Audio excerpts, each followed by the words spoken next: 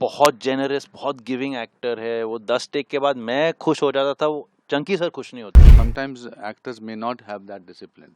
So I treated this film as an athletic challenge. पूरे set को अगर किसी ने जगा के रखा था, इट वाज खेर साहब एंड हिज एनर्जी। तो I think yeah that was the most beautiful experience. ये on the face of it तो एक ऐसे आदमी की कहानी है जो 69 की एज में ट्रायथलन कर रहे हैं। तो it's an inspiring positive film. हमारे ट्रेलर में एक लाइन है, सपनों की कोई एक्सपायरी डेट नहीं होती, तो उसके ऊपर है। लेकिन अगर आप गहराई में और जाएंगे, गहराई में, तो ये सेकंड चांसेस के बारे में है। ये हम अपने आप को कैसे देखते हैं, हम अपनी लाइफ की रिपोर्ट कार्ड में अपने आप को कितने नंबर देते हैं। तो मैं इन चीज़ों से जूझ रहा था, और ऊपर दूसरी तरफ मुझे स्पोर्ट्स में बहुत इंटरेस्ट है। तो जब दोनों चीज़ें कंबाइन हुई मेरे दिमाग में, तो मुझे लगा कि मुझे ये लिखनी चाहिए। तो दैट्स हाउ विजय 69 है। तो एक्चुअली मैं और मेरे प्रोड्यूसर मनीष शर्मा, ये फिल्म यशराज फिल्म ने प्रोड्यूस की है। मनीष शर्मा मेरे पहले फिल्म में भी प्रोड्यूसर थे, मेरी प्यारी बिंदु में। तो दोस्त भी है, मेरे क्रिएटिव कोलैबोरेटर भी है, बहुत क्रिएटिवली इन्वॉल्व भी है मेरे फिल्म में। तो हम डिस्कस कर रहे थे नामों को। तो उस समय ऊंचाई रिलीज हुई थी। तो जब मैं ऊंचाई देखने गया था, तो मैंने कहा, God how did I not think of Anupam sir. तो मैं वैसे में आई थिंक मैं हॉल से निकला, मैं यशराज गया, मैंने मनीष से बात की, एंड आई थिंक अगले दिन अनुपम सर ने 2 मिनट हमारे साथ स्पेंड किया और फिल्म को हाँ कर दिया। And I am so grateful and thankful that happened. और मैं ऐसे ही नहीं बोल रहा हूँ, जब आप फिल्म देखेंगे आप समझ जाएंगे मैं क्यों बोल रहा हूँ ये चीज़। नहीं, जब अक्षय ने मुझे इसका स्क्रिप्ट दिया पढ़ने के लिए, और मैंने जब स्क्रिप्ट पढ़ा, तो मुझे लगा ये मेरे लाइफ के पैरेलल चल रही है।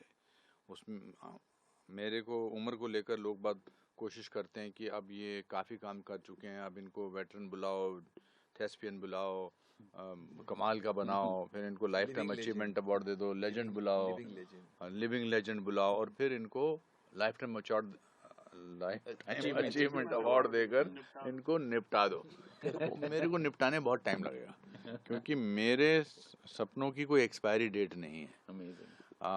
और विजय 69 की कहानी जब मुझे पढ़ने को मिली, तो मुझे लगा ये तो फिल्म 100% करनी चाहिए, और इसमें तो मुझे तैरना भी सीखना चाहिए। मुझे तैराकी नहीं आती है, स्विमिंग नहीं आती है।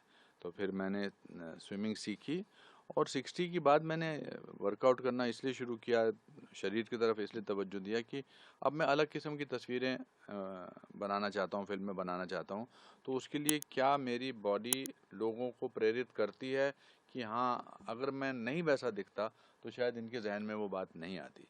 तो इसका फ़ायदा हुआ, और ये one of my best 5 films को मैं आज ऐलान कर रहा हूँ आपके शो पर, कि ये अगर मेरे 542 फिल्मों में से मुझे कहा जाए कि आप 5 टॉप की फिल्में चुनें, और मैंने बहुत अच्छी फिल्में की हैं, तो ये उनमें से एक फिल्म होगी। यंगर ब्रदर हूँ, younger brother. Ajay younger father हूँ, यंगर फादर हूँ, सोतेले फादर हूँ।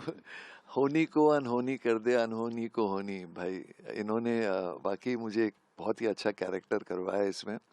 जो मेरा कैरेक्टर है, इज अ पारसी कैरेक्टर, और ऑफ कोर्स मैं 62 का हूँ, लेकिन मुझे करना पड़ा 69 की एक्टिंग, जो मुझे बहुत डिफरेंस है, बहुत ज्यादा डिफरेंस, 70 साल का डिफरेंस है। नहीं, मैं बोलता हूँ ना, ये 60 और 70 के बीच में बहुत मुश्किल होता है, हर साल 10 साल की तरह होता है। तो इसकी ट्रेनिंग मुझे खेर साहब ने दी। इनफैक्ट जब भी मुझे कोई कैरेक्टर मिला है, मैंने हमेशा उसको बहुत लाउड किया या कैरिकेचर किया, लेकिन खेर साहब और हमारे डायरेक्टर अक्षय जी ने मेरा हैंड होल्ड करके मुझे समझाया कि भाई इसमें वो ओवर एक्टिंग की ज़रूरत नहीं है, आप बस चंकी पांडे ही करो, आराम से करो इसको, एंड आई थिंक उसका रिजल्ट नज़र आ रहा है।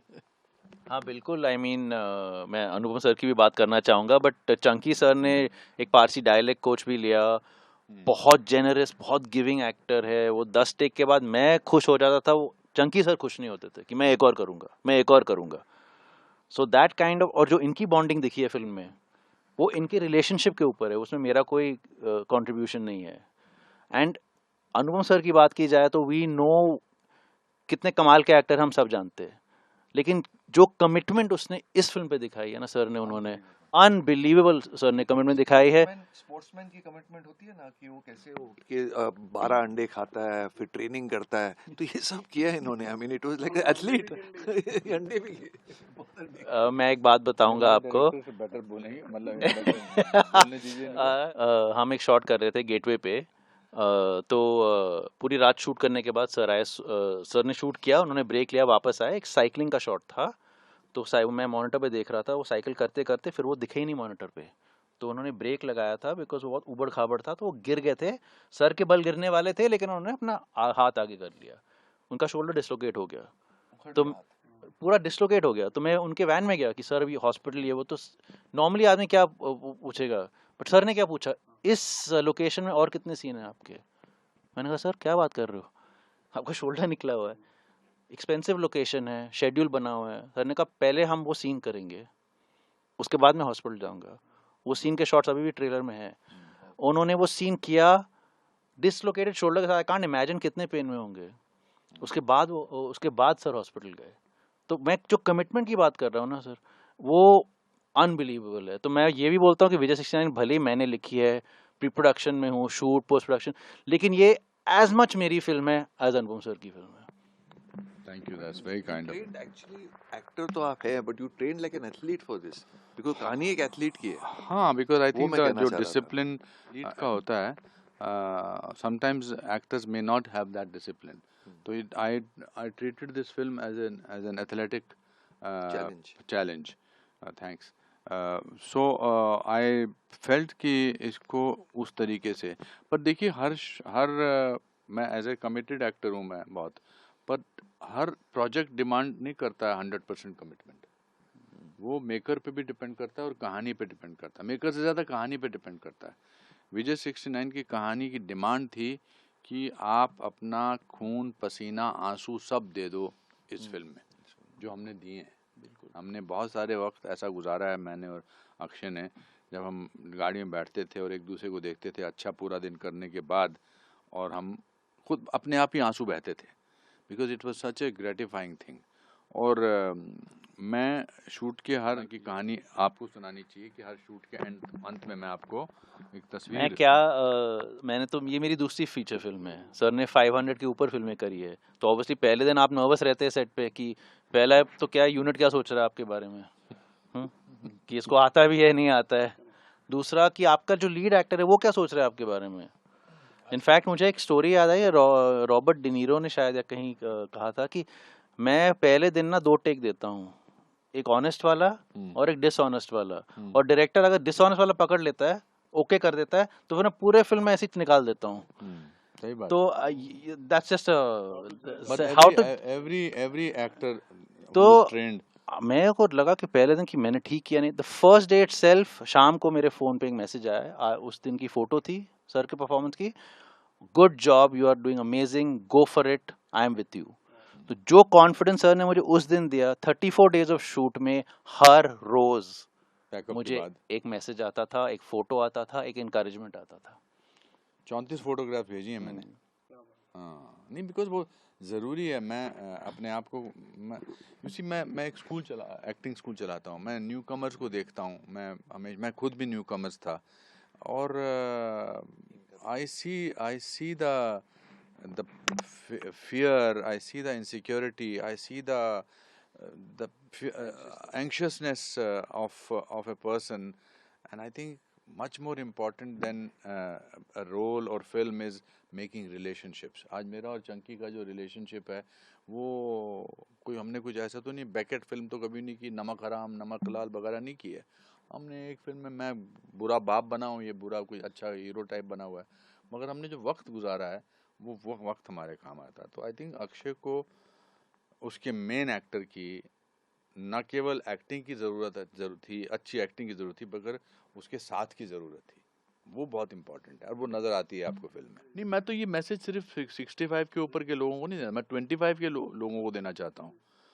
Make a report card, as he said very correctly, कि क्या ये विश लिस्ट जो है ना, ये विश लिस्ट, बकेट लिस्ट, ये इसका कोई मतलब नहीं है। आपको हर दूसरे साल कुछ नया करने की सोच सकते हैं। अब कितने सारे लोग आज डॉक्टरी करते हैं, इंजीनियरिंग करते हैं और किसी नए स्टार्टअप में चले जाते हैं। ये फिल्म आपको वो उकसाएगी। और हम प्रॉब्लम क्या है कि हम जब मिडिल क्लास का इंसान रिटायर होता है नौकरी से, तो सबसे पहले उसको ऑफिस नहीं रिटायर करता, घर वाले रिटायर करते हैं। माँ, बेटा, बेटी, वाइफ, अरे यार अब ये घर पे बैठा रहेगा सुबह से लेकर रात तक। तो कैसे मुश्किल है। और 55 और 58 की उम्र में तो आपको एहसास होता है कि आप किस किस्म के इंसान हो। अब तो जिंदगी की शुरुआत करनी है, और शुरुआत करते वक्त आप रिटायर आपको कर देते हैं। और मेरा एक बड़ा अच्छा डायलॉग था किसी फिल्म में, वो अपना कौन सी फिल्म थी, शिव शास्त्री बैलबोआ में, कि नौकरी से रिटायर हुआ हूँ, जिंदगी से रिटायर नहीं हुआ हूँ। और जैसा कि इसकी कैच लाइन है, सपनों की कोई एक्सपायरी डेट नहीं होती है। तो आपको जो भी हम आपके दर्शक हैं ये फिल्म देखेंगे, और जब जल्दी ट्रेलर रिलीज होगा आपको मजबूर करेंगे देखने के लिए, बिकॉज इसमें कन्विक्शन के अलावा जो भी बात कही गई है वो बहुत एंटरटेनिंग तरीके से कही गई है। इसका जो मेन कैरेक्टर है वो बूढ़ा लाचार इंसान नहीं है, वो खतरनाक खूंसट आदमी है, गाली देता है। आप कुछ बोलने वाले थे? नहीं, I was going to say कि भले ही थीम्स इसके डीप है या बात गंभीर है, but the vehicle we have chosen एक एंटरटेनिंग फिल्म है, लाइट है, आप इंजॉय करेंगे। इनफैक्ट मनीष शर्मा मेरे प्रोड्यूसर, हमने बहुत ज़्यादा डिस्कशन किया इस पे कि we have to make an entertaining film, we have to make a light film, we have to make you laugh and cry and then feel something.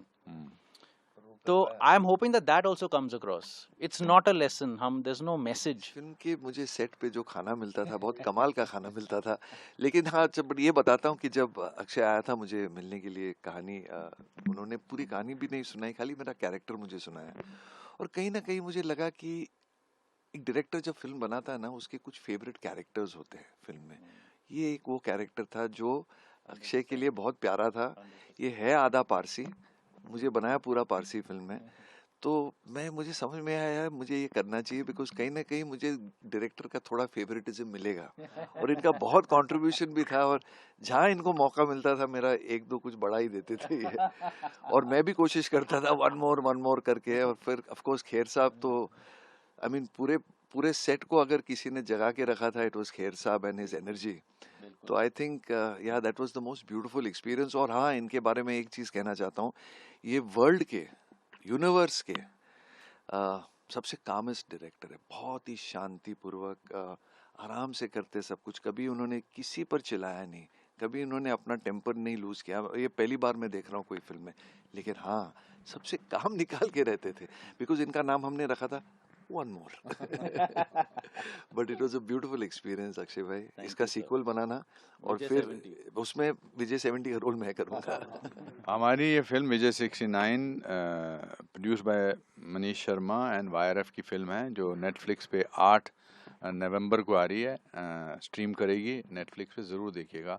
और ये फिल्म है आप परिवार के साथ देख सकते हैं, सब लोगों के साथ देख सकते हैं, grandfather, grandmother, grandson, granddaughter, बीच में जितने भी लोग हैं सबके साथ देख सकते हैं, आपको अच्छी लगेगी।